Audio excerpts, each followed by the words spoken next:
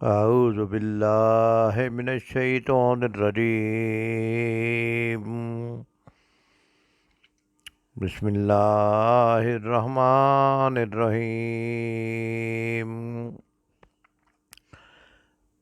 وَإِذَا لَقُوا الَّذِينَ آمَنُوا قَالُوا آمَنَّا۔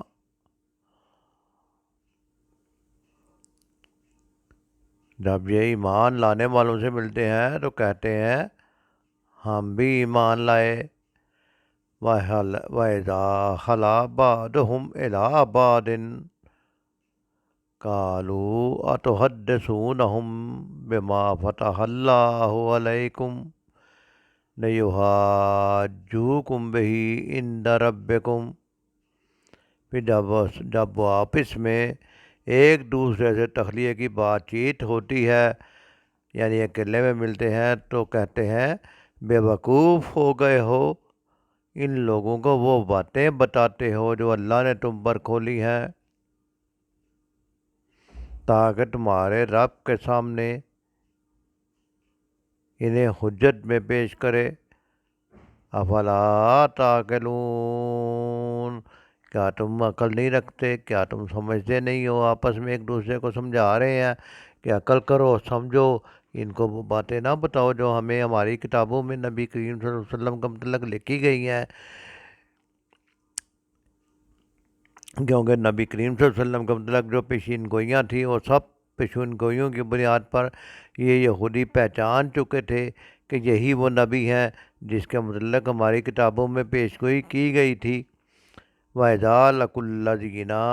اور جب وہ ملتے ہیں ان لوگوں سے آمنو جو ایمان لائے ہیں، کالو وہ کہتے ہیں آمنا ہم ایمان لائے۔ اس میں اس طرح کا ذکر ہے کہ جو منافقین تھے، ایک بات تو یہ ہے کہ وہ جب مسلمانوں سے مومنوں سے ملنے تھے، کیونکہ وہ دل سے ایمان نہیں لائے تھے، صرف صلح کلی تھے، دونوں طرف کے مفادات جو ہے وہ اکٹھے کرنے کے چکر میں تھے، جب آپس میں مسلمانوں کے پاس آتے تھے تو کہتے تھے ہم ایمان لے آیا۔ یہی حال ان یہودیوں میں سے بھی کچھ یہودیوں کا تھا کہ وہ جب مسلمانوں کے پاس آ کے بیٹھتے تھے تو کہتے تھے ہم تو مان گئے بھائی، آپ کو ہماری کتابوں میں بھی لکھا ہوا ہے کہ آپ سچے نبی ہیں، تو ہماری کتابوں میں بھی یہ نشانیاں آئی ہیں۔ لیکن جب وہ آپس میں ایک دوسرے کے ساتھ ملتے تھے،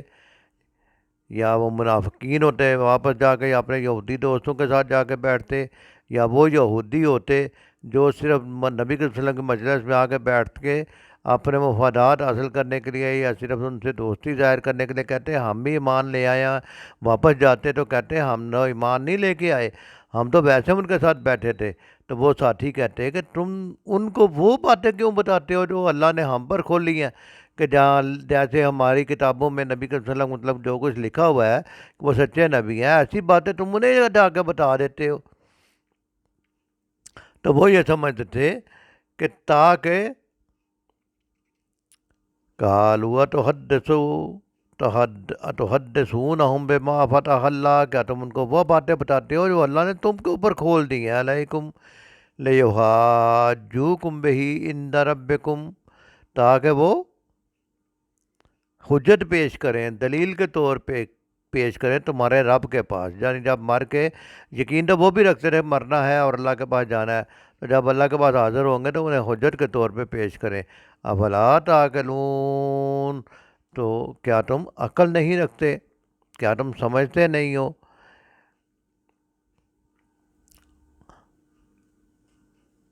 اس کے ساتھ اس کے تعلق سے اللہ تعالیٰ اگلی آیت میں فرماتے ہیں اولا یعلمون، کیا ان کو پتہ نہیں ہے، کیا وہ لوگ جانتے نہیں ہیں، ان اللہ یعلم ما یسرون وما یعلنون، کہ اللہ جانتا ہے، ان اللہ یعلم، کہ اللہ جانتا ہے، ما یسرون جو کچھ وہ چھپاتے ہیں، وہ ما یعلنون یا جو کچھ وہ ظاہر کرتے ہیں، سب باتوں کی اللہ تعالیٰ کو خبر ہے۔ لہذا ان آیات میں مولانا عبد الرحمن کیلانی ان آیات کی تفسیر لکھتے ہوئے بتاتے ہیں کہ ان آیات سے معلوم ہوتا ہے اور یہ ظاہر ہوتا ہے کہ نبی آخر زمان صلی اللہ علیہ وسلم کو پہچاننے کے لیے تورات وغیرہ میں یہودیوں کی کتابوں میں خاصا مواد موجود تھا، جسے لوگ نبی صلی اللہ علیہ وسلم کو مدینہ آنے سے پہلے مدینہ کے لوگوں میں مشہور کر چکے تھے۔ اور جیسا کہ پہلے ذکر کیا گیا پچھلے درس میں کہ یہ مدینے والے نبی صلی اللہ علیہ وسلم سے اوس و خزرج کے لوگ پہلے ہی ان کو غیبانہ تعارف ہو چکا تھا، اور وہ اسی لیے ایمان لانے میں پیش ہوئے کہ وہ جان چکے تھے کہ یہ وہی نبی ہیں جو جن کا ذکر یہودی دوست ان کے ساتھ اکثر کرتے رہتے تھے، ان کے ہمسائے تھے، ان کے دوست تھے، یہودیوں کے ساتھ ان کے تعلقات تھے۔ تو لیکن جب نبی صلی اللہ علیہ وسلم مدینہ تشریف لے آئے تو یہودیوں نے تو لانے سے انکار کر دیا ایمان، جیلسی کی وجہ سے، بدنیتی کی وجہ سے، دوسری باتوں کی وجہ سے، اور پھر وہ ایسی باتیں بھی جو ان کی کتابوں میں نبی صلی اللہ علیہ وسلم پر کے متعلق بیان کی گئی تھی، جس سے پتہ لگتا تھا کہ یہ سچے نبی ہیں، ان پہ بھی پردہ ڈالنے کی کوشش کرتے تھے، بلکہ اپنے ساتھیوں کو کہتے تھے کہ تم مسلمانوں کو ایسی تورات کی باتیں کیوں بتاتی ہو جو تمہارے اپنے خلاف جاتی ہیں، جیسے کہ یہ ایمان نہیں لا رہے، کیا تم چاہتے ہو کہ اللہ کا حضور مسلمان تم پر حجت قائم کر دیں؟ یہ لوگ پورا علم ہونے کے باوجود بھی ایمان نہ لائے تھے، لہذا وہ دوسروں سے کہتے تھے کہ مسلمانوں سے بات کرنے سے پہلے کچھ سوچ لیا کرو۔ یہ ایسی بات تھی کہ کیا انہوں نے اللہ کے علم کو اتنا محدود سمجھ لیا تھا؟ یہ ان کے عقیدے کا حال تھا کہ اللہ کا جو ظاہر و باطن ہر چیز کا جاننے والا ہے۔ یہ جاہل اپنے نزدیک سمجھتے تھے کہ دنیا میں اپنی یہ تحریفات اور حق کو چھپانے کی کوششیں کر کے آخرت پر ان کا مقدمہ نہ چل سکے گا، اسی لیے تنبیہ کی گئی کہ کیا تم اللہ کو بے خبر سمجھتے ہو؟ کیونکہ وہ یہ کہتے تھے کہ مسلمان جو ہے وہ اللہ کو بتا دیں گے کہ یہ دیکھو ان کی کتابوں میں لکھا ہوا ہے، تو یہ مان نہیں رہتے، حالانکہ اللہ کو تو پتہ ہے، اللہ نے تو لکھا تھا۔ اللہ ظاہر و باطن ہر چیز کا، پوشیدہ کا اور ظاہر کا اور باطن کا، جو چیز یہ چھپاتے ہیں سب چیز کا بخوبی علم رکھتا ہے۔ اور ان لوگوں کی منافقت کے متعلق بھی وہ جو چاہے جب چاہے نبی صلی اللہ علیہ وسلم کو اپنی قدرت کاملہ کے ذریعے بتا سکتا ہے۔ اس کے لیے تو بالکل آسان تھا، اور اللہ نے منافقوں کے نام بھی نبی صلی اللہ علیہ وسلم کو بتا دیے تھے، لہٰذا فرمایا جا رہا ہے کہ اللہ سے تو کچھ بھی چھپایا نہیں جا سکتا، اور نہ ہی کچھ ظاہر کرنے کی ضرورت ہے، وہ ظاہر و پوشیدہ سب کچھ جانتا ہے۔ اور یہ بے وقوف لوگ یہ سمجھتے تھے کہ منافقت کا یہ چکر چلا کر وہ اہل کتاب اور اہل ایمان دونوں کے ساتھ تعلقات برقرار رکھ سکیں گے، مگر اللہ تعالیٰ نے ان کی چالاکی ظاہر کر دی اور فرمایا کہ یہ لوگ جو بے ایمانی کر رہے ہیں، اللہ کے احکام کو بدل رہے ہیں، یا اللہ کے احکام کو، اللہ کے آیتوں کو چھپا رہے ہیں، یا ان کی غلط تعویلیں کر رہے ہیں، ان کی کتابوں میں نبی صلی اللہ علیہ وسلم کا متعلق جو بشارتیں تھیں ان کی بھی غلط تعویلیں کر رہے تھے، لہٰذا اللہ تعالیٰ ہر چیز کو جانتا ہے کہ ان کی کوئی چال بازی کامیاب نہیں ہوگی، اور اللہ نے ہر جو چیز یہ چھپاتے تھے اللہ ان کو ظاہر کرنے والا تھا۔ لہذا